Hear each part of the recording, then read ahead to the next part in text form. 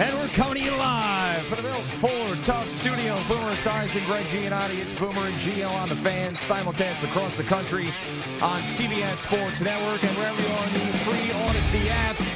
Good Friday morning, a feel-good football Friday that got kicked off with an interesting, fun, offensive display on Thursday Night Football. That never happens. We never see good Thursday night games. We don't really see good teams on Thursday night, and we certainly don't see offense. And oh, by the way, guess what? These two teams weren't on a short week. They both played on Thanksgiving and had a full week to play. That has something to do with it? Of course it does. But we're going to be stuck with bad Thursday night football for the rest of our lives. So whatever. But last night was a good one. And Mike McCarthy did one of those things that Brandon Staley gets in trouble for, some of these other guys, these analytic guys get in trouble for, as he tries to win the game on a 4th and 3 by throwing the ball. Dak Prescott to CeeDee Lamb. 3rd and 3. 3rd and 3 instead of running the ball. Throws the ball to CeeDee Lamb. Incomplete pass gives Geno Smith an opportunity. I like the aggressiveness, but if they would have lost that game, Mike McCarthy would have been roasted like a marshmallow this morning. Good morning, Boomer. How are you? Good morning there, Gio. You're right. He could have run the clock down another 45 seconds as opposed to giving the ball back to Geno with about 1:42 left to go. It would have been less than a minute, most likely. And they were going to kick the field goal anyway. I don't know if Dak checked out of it, saw one-on-one coverage, and decided to throw it. I got to tell you, last night the penalties were atrocious. It was a nonstop flag fest, which adds to the offense of both teams. And the Seattle Seahawks did something no other team in NFL history has ever done. Do you know what that is? I don't, Boomer. All right. They scored over 31 points, had 0 punts, and lost the game. Wow. That's how pathetic last night's game was. Everybody thinks it's a great game because it's a high score and back and forth and all this other stuff. You know, I would much prefer like a 27-24, 24-20 game where defenses are actually involved and the referees are not. Oh, don't get too greedy here, man. Come on. We finally got some offense, and now you want less offense? Look, I love offense. I think it's great, and I think it's great that the fact that, Mike McCarthy made this move at the end of the game, I think was the wrong move, and gave Geno a chance to win the game, especially with DK Metcalf running around out there the game that he had last night. Anything was possible. And the way that the flags were flying last night, anything was possible. But this is a good thing for the NFL, though, because this makes this game between San Francisco and Philadelphia even juicier. San Francisco wins this game, and Philadelphia goes down to Dallas. That makes next week's Philly at Dallas game even that much more interesting because that will be for the lead in the NFC East, and I most likely will be we could have a new number one in the NFC. Could be San Francisco, could be Dallas, depending on what happens this weekend in Philadelphia. So, yeah, you're right. These two teams, as I was telling you yesterday, it wasn't a short week for them. Dallas now gets the rest and waits for Philly next week while Philly has to play on Sunday. A little bit of a bonus for them, I think. But, again, there was just when you throw the flags as many times as the officials threw the flags last night, the defenders feel like they don't have a chance. Like, it doesn't matter what we do. Sometimes they get away with one here and away with one there. But, there were over 800 yards of total offense in this game. The Cowboys had 33 touchdowns.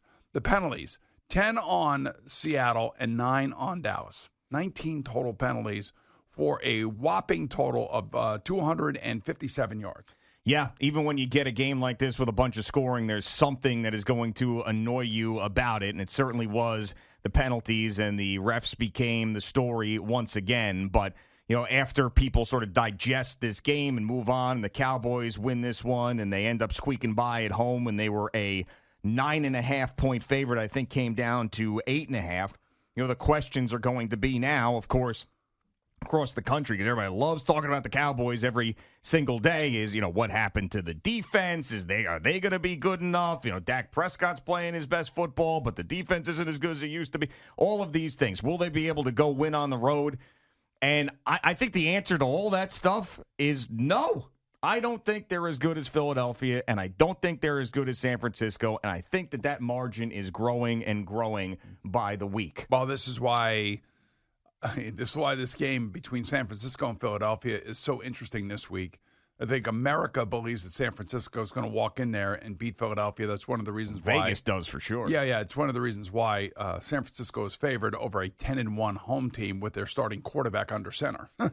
And it's kind of a revenge spot a little bit for the San Francisco 49ers, given what happened last year in the playoffs. But I do think that San Francisco is still the best team. To me, they're still the best team. When they're healthy, they're the best team. They're the best team in the league. And then I would put Kansas City right underneath them. And then I would put Baltimore, and then I would put Philadelphia. Okay. That's how I would go right now. But Dallas is going to be there, and they're going to have something to say about it a week from Sunday, and that is going to be a huge – I believe it's a Sunday night game. Yeah. That is going to be a huge game. It's going to get huge ratings, and hopefully we get a much cleaner played game. That's the thing about last night I didn't like. It just wasn't a clean game, man. It's just so choppy with the flags and everything else. And, you sit there, try to watch it and enjoy it. And then, of course, it's close and it's high scoring, so we got to stay up. Yeah, I couldn't. I couldn't do it. I had the Cowboys with one of my knockout picks, and my body just shut down. Because yesterday, staying in the city, I ended up having like this crazy day that I thought I planned correctly but didn't, and tried to take a nap in my office, and then that didn't work, and then got into a hotel where they were jackhammering. And then we had this event, and then it was a great event last night in Tenafly, New Jersey. And then I get back to the hotel. I put the game on, and I'm thinking, oh, this is, fun. This game is close. It's about halftime. The Seahawks are up by a point at halftime. I'm going to watch this second half because I can sleep in a little bit because I don't have to drive in. Next thing you know, my alarm is going off. I don't know.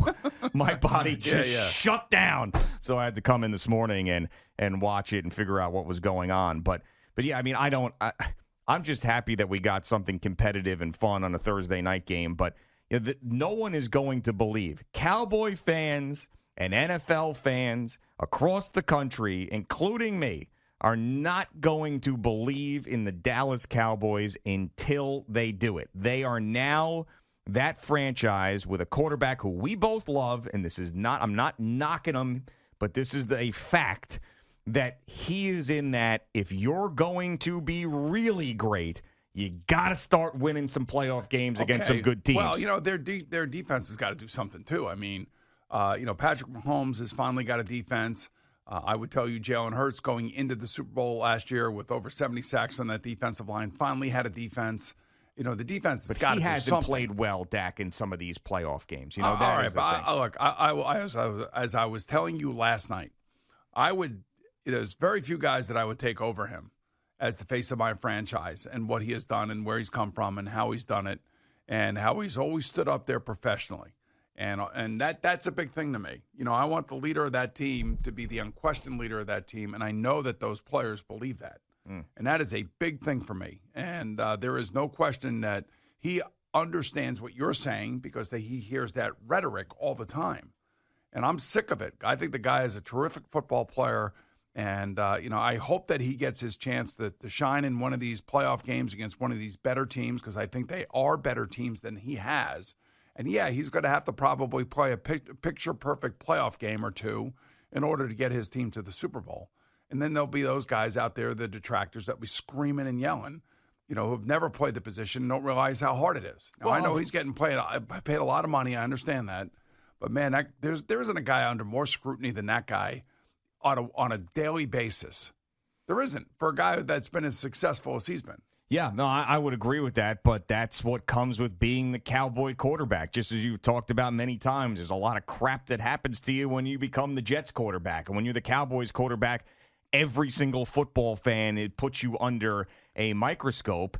And that's just like there's certain guys that we respect and love and have great careers and going to be Hall of Famers, and there's other guys that are that and also winners. Like, think about the Ben Roethlisberger, Eli Manning, Phillip Rivers situation. Right, exactly. All three of those guys had amazing careers. But all three of them. Like, Phillip Rivers is in the Dak world because he's so good, but he just couldn't get his team to the Super Bowl. Exactly. Where the other two guys won multiple Super Bowls. Now, it doesn't mean that Phillip Rivers had a failure career. He's going to be a Hall of Famer. Absolutely. And he should be a first ballot Hall of Famer. And Dak Prescott is on his way to doing that as well. He is in the MVP conversation this year. His numbers are through the roof. And as long as he stays healthy the rest of his career, he's got a real opportunity to also be in the Hall of Fame. But us as fans, we watch these games for a couple of reasons. And when it's not about fantasy football and gambling, it's about watching your team celebrate a championship. And ultimately, when you are a team that's got a rich history of championships like the Dallas Cowboys, you're either one of those guys who did it or you're not. It's interesting. On Thanksgiving, I compared Dak Prescott to the pressure of playing quarterback for the Dallas Cowboys to Roger Staubach and, of course, Troy Aikman. Both of those guys were Super Bowl winners. Both of those guys were the heart and soul of their franchises, and both those guys stood up in front of the media just like Dak does. I asked Roger Staubach what he thought about Dak. He goes, man, I love this kid. I think he's fantastic. I think he's underrated. He actually thinks he's underrated. And he goes, he is the perfect leader for this team. And, that's all I needed to hear when I spoke with Roger about Dak. And this was probably about 4 or 5 years ago. He felt that way. And I think it's only been bolstered by Dak's performance this year. I mean, and look, I know they won games without him with Cooper Rush, so that just kind of shows you how good their team is. The one good thing I will say, he finally found is Drew Pearson and Michael Irvin and CeeDee Lamb. Yeah. That's what he has now that he really had a hard time finding prior to CeeDee Lamb emerging as one of the better wide receivers in the NFL. Although he dropped a bunch of passes last night. Yeah, but I mean, the run he has been on has been remarkable. I mean, the 150-yard games and the catches, I mean, he's been incredible. And that's one of those guys that Jerry Jones just absolutely loves. That offensive player, that big-time wide receiver, guys that remind him of Michael Irvin and Alvin Harper and someone who is going to come in and take the league by storm at an offensive position, and they hit on him. They absolutely hit on CeeDee Lamb. So yeah, they're going, of course, to be in the conversation in the NFC. There's just two teams. They're just the Eagles and the Niners are so good. So I'm watching this game last night, and Mike McCarthy decides to go for it on 4th down. I said, okay, gutsy, pretty good call. I'm with it. He rolls Dak to the right, throws the ball right to CeeDee Lamb. Would have been a 1st down. CeeDee drops it. Yeah. Now, is that Dak's fault? No. I mean, like, this is the kind of thing that if that game ends up being lost, that play, that decision by the coach, the throw by the quarterback are all anybody's discussing. They're not discussing the fact that CeeDee Lamb dropped the ball that hit him right in the hands. And I don't, you want to be the best. You got to make those plays. Those are simple plays. But anyway, they won the game. That's ultimately all that matters. And it does set up a really unique situation in Philadelphia this week. And if Philadelphia does lose, an even more unique situation for the next week in Dallas when Philadelphia has to go down there. Yes, that is right. So we're going to get some great games, especially this week with the Eagles and the Niners. And that's really it this week when it comes to, I know they did some cool games. Broncos-Texans. Yeah, you're right. Broncos-Texans, baby. Let's go. Yeah. Feed Russell. Let him cook. According to Alan Jerry, it's a cool game, singular, just the Eagles. That was really? it. So they didn't give the Broncos and the Texans the cool game moniker. They considered it, but Al, not a cool game. Intriguing game. And that's an intriguing game. How long did it take you to come up with the idea that it was an intriguing game as opposed to a cool game? Right away. Oh, really? Yeah. Immediately. That's how they do this thing. Yeah. So they just toss it out, and you should know right away. Like Mike of the Mad Dog used to say, if you have to think about someone being a Hall of Famer, they're not a Hall of Famer. That's the way they handle You don't like cool Kansas games. City or Green Bay? Patrick Mahomes' first time at Lambeau Green Field. Bay stinks. Yeah, Green Bay stinks. Like The Gio Green said. Bay won on Thanksgiving in Detroit. Jordan Love, the last 3 games, has been hot. Nope. Sorry. That's not one. I mean, it is Kansas City, Green Bay. I mean, there is some history there. It's a nostalgia game. Yeah. Nostalgia game, but Nostalgia intrigue. spot. Yeah, but no. It's not, all those things are right. Nostalgia spot, everything else, but I'm not interested in that football game. Falcons at Jets is not a cool game? Oh, God. So we think could be the first singular cool game situation. Right. How about the Chargers at the Patriots? I mean, Bailey Zappi's going to start, it looks like. That's just horrible. Yeah, this is a rough week. Denver-Houston is a good. That is one. I would absolutely have said that's a cool game. I had forgotten about that one. But I mean, there's one game and one game that everybody's going to be focusing on, and that is, of course, with the Niners and the Eagles, and it's a huge deal. And that's a 425 game on Fox, so that will get huge ratings, yes. Yeah, and they've been breaking ratings records all over the place. Yes, we have. CBS just killing it. It's got to be the lead-in. It's got to be the NFL Today. That's what I think. Yeah, no, Without question. I certainly think that it is. You need a good lead-in. Like, we got a good lead in with Al and Jerry. Yeah, I didn't get a chance because I stayed in the city last night. I didn't get a chance to listen to Al and Jerry at all. And I get nervous when I don't listen to them for some reason. Why? Because I'm afraid of what they're saying. I don't know why. It's like a weird thing. Like, I'm like, what are they saying? What is he doing? What is Al? Because I get these text messages and stuff sometimes. Like Al was on the afternoon show yesterday, and like apparently What? You were on the Morass show? I was told.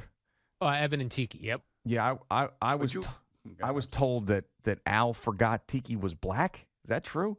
No, I'm aware Tiki is black. They were very puzzled by the Aaron Rodgers liking of the tweet about sunscreen. Oh. And they didn't know is there a conspiracy about sunscreen, so I called in to tell them about Did it. they not listen to what we talked about? Or They no? didn't hear Probably not. Yeah. Well, what are you going to do? And then was there like some sort of like for Gio to get a text like that, you had to have said something that made them think that you didn't think Tiki was black. Yeah, I don't recall what that could have been, but Tiki did. They were talking about how in certain islands and countries with the pigmentation of the skin, there's less people being sunburned. But then Tiki said, even though that's the case for him, he also uses sunscreen. Oh, okay. All right. We'll see. I think maybe Morash is doing the Yeah. exaggeration thing. Well, we will find that audio to see what is actually going on. We'll put a poll out there. Yeah. Does Al know that Tiki's black? Or did he forget? Or did you forget? Did Yeah, Al more like I know forget? when you see Tiki, you realize that, but Yeah. maybe you forgot about it. Yeah, so like that's why I walked in there. I was like, what was going on in the warm-up show? Like, what's going on? Because I have a routine. I've talked about this. Like, if my routine is off in the morning, I get nervous. You get your little Yankees hot stove league with the Big Mac. Yeah, I saw him today, too. I saw Big Mac, and I was like, I didn't listen to you on the way in today because I'm sorry. But usually I get a taste of my Yankees hot stove, and then I get the warm-up show, and then everything gets thrown off. I get like, and then when Maggie and Perloff came in, threw off my routine. My whole routine's thrown off. Yeah, I know. Plus, kilter. You missed your big Yankee hot stove. Yes, I did. It's possible I forgot that about Tiki because I don't see race when I see people. So That's right, Al. I see everyone as When you see me, individuals. what do you see? I just a kind human being. Oh, that's nice. That's right, That's Al. a kind human being. Yeah, we all follow in Al's footsteps when Thank it comes to these things. Yep. He really is the shining light for us, the example that we all want to be. The light of enlightenment. Al Dukes. So is that possible? Yes, I suppose it is. I forgot. He doesn't see race. He only sees teens. Yeah. Right. Boomer and Gio on the Fan at CBS Sports Network on this Feel Good Football Friday. When you need affordable waste removal and dumpster rental services, Winners Brothers is ready, willing, and able to help. Winners Brothers has been serving Long Island for more than 70 years. Their drivers are safe, professional, and friendly. Order online is fast, easy, and reliable for help with your next cleanup or construction project. Order online at winnersbros.com. That's winnersbros.com. Just because Black Friday is over doesn't mean the deals have to stop. Your local Ford stores are keeping the holidays bright with their Bright Friday sales event. Come on in now for special trade-in deals on the Ford Explorer, the SUV that will make your family's holiday even brighter.